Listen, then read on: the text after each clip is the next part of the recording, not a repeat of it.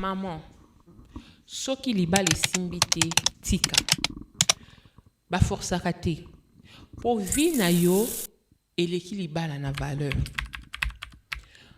Soki esimbi te tika malamu souffrir olia matembele ozomona bana na yo ke okota na se ya mabele boyoka lisolo oyo ndeko na biso ye moko akomeli ngai alingi topesa ye conseil. Bandeko mwa basi bofinga ete bokitise valeur te bopesa ye conseil nde bozopesa ndeko na bino. Ndeko na biso ya mwasi abana na mobali ne basali 18 ans de mariage. Baboti bana misato. 2 garçons na fille moko.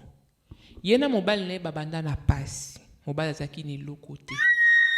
Lelo nzamba pamboli mobali wana akomi mutu munene kuna na Congo. Akomi kosala musala bien, akomi ko vivre bien.